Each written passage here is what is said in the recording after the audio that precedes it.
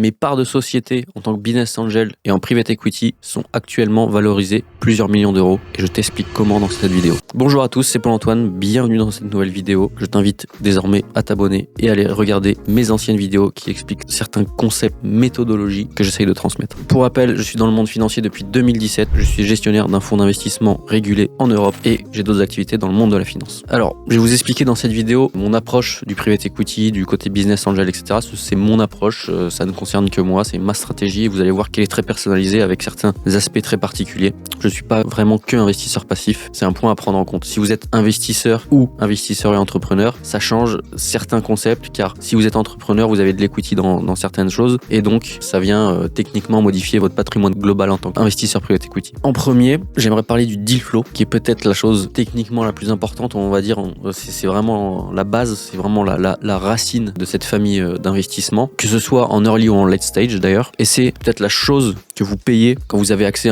à des fonds, des clubs deals, etc. C'est ça, c'est un deal flow. C'est différent du monde de l'immobilier, de la bourse, des cryptos, etc. Dans le sens où c'est beaucoup plus humain, c'est beaucoup plus entrepreneur, c'est vraiment un côté opportunité de demande off-market la plupart du temps. Et donc en fait, le deal flow est absorbé par 99% du marché professionnel, je dirais. Et c'est ce que vous payez quand vous passez par des fonds ou des intermédiaires. Et même tout simplement, en fait, si vous avez une boîte, une startup, une idée, un truc, vous savez techniquement vers qui vous dirigez. Et donc en fait, c'est ces acteurs de marché, des gros fonds, des grands noms, des VC, etc., qui viennent absorber la plupart et ce qui vient pour eux augmenter leurs chances de trouver des meilleures boîtes vu qu'ils ont accès en premier à la meilleure nourriture en fait, tout simplement. Concernant mon deal flow, j'ai des dizaines et des dizaines de calls chaque semaine depuis maintenant plusieurs années avec des investisseurs, des entrepreneurs, des gens de communauté, etc., dans des communautés privées, des masterminds et autres. Donc, je tire mon deal flow de cette source-là. J'ai aussi un peu de deal flow qui vient de, par exemple, LinkedIn ou ce genre de choses. Mais généralement, là, c'est vraiment, étant donné que je suis dans du network, dans des réseaux d'entrepreneurs et d'investisseurs d'une stature assez importante, et ces personnes qui connaissent des personnes, etc.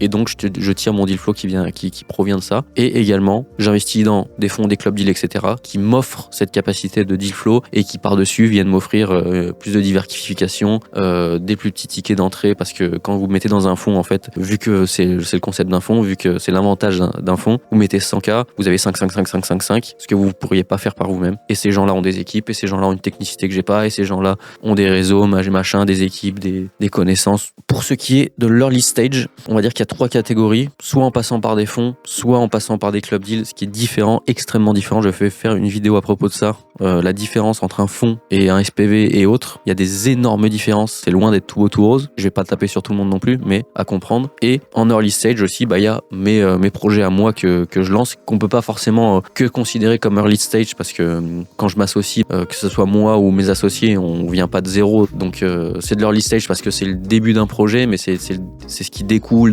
d'autres choses auparavant. Et donc des fois c'est notre capital social qu'on pose, c'est nos fonds propres qu'on pose, etc. Donc pareil, difficile de dire que c'est de l'early stage et du private equity, mais c'est une sorte de private equity dans un sens. Et de temps en temps on lève des fonds, et dans ce cas-là effectivement ça peut se comparer à de l'early stage, en sachant que vraiment le seed pré-seed c'est des idées. Nous quand on fait quelque chose du genre, on est quand même un peu au-delà de l'idée, on est un peu plus loin, donc ça reste quand même de l'early stage. Et déjà j'investis dans des fonds, etc. parce que tout ce que offre un fonds, tout simplement, vous mettez 100K, c'est divisé en 5, vous avez accès à tout ce que je vous ai déjà expliqué dans cette vidéo, et également dans des club deals. Déjà, comme vous l'avez vu déjà dans mes précédentes vidéos, comme vous le verrez dans d'autres, j'ai une thèse d'investissement qui est de déléguer, qui est pas forcément ma thèse, c'est mathématique, qui est que vous pouvez pas être et expert crypto, expert immobilier, et entrepreneur, et sportif, et trucs, et bidule, et donc déléguer 70%, si c'est pas beaucoup plus de son patrimoine, dans des fonds, dans des professionnels, etc. Effectivement, ça demande un gros capital, ça demande des connaissances, des compétences, etc. Et dans le futur, j'ai potentiellement un projet qui pourrait venir briser toutes ces barrières. Mais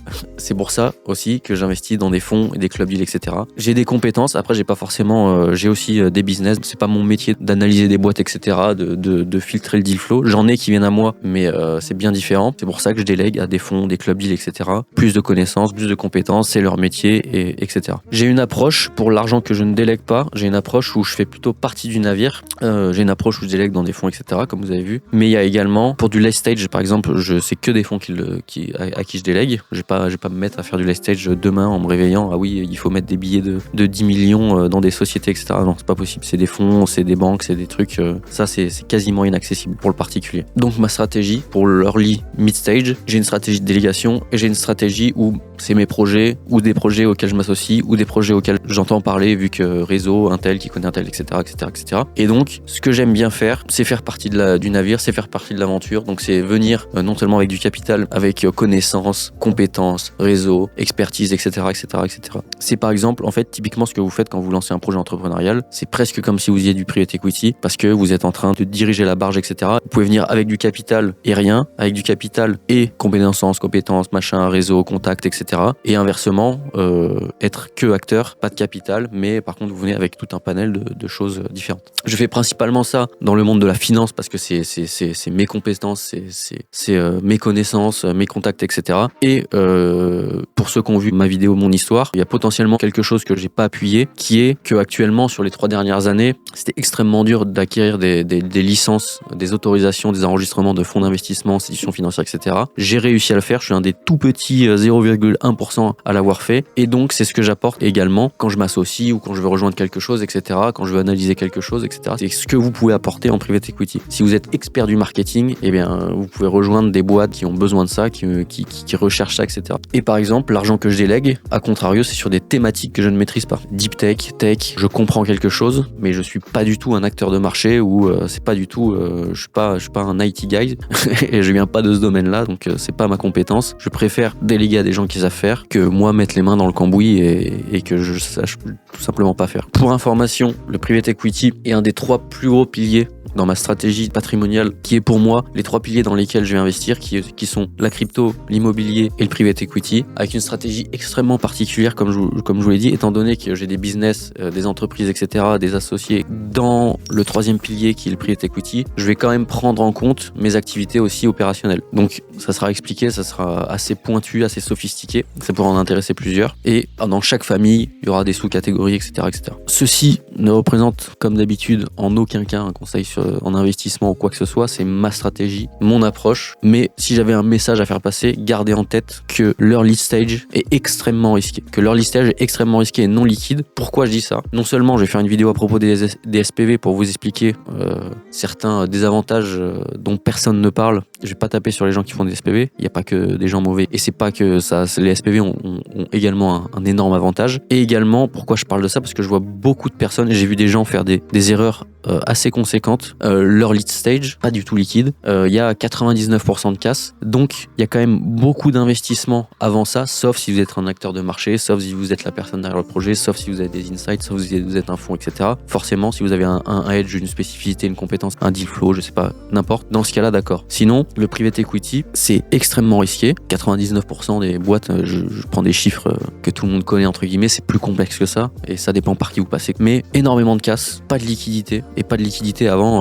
5 ans, quand c'est pas 10 ou 15. Faut vraiment, là c'est vraiment le cas, investissez l'argent que vous êtes prêt à perdre, et dont vous avez vraiment pas besoin. Il y a beaucoup de familles d'actifs, je dis pas qu'elles sont meilleures que machin, etc. C'est plus complexe que ça, mais il y a beaucoup de classes d'actifs plus liquides, moins risquées en soi. Je sais qu'il y a des gens qui vous font miroiter que c'est l'Eldorado entre guillemets, pas tous, hein, quand je dis je tape pas sur tout le monde, il y a des gens très bien, des gens très compétents, etc. et des deals très bons.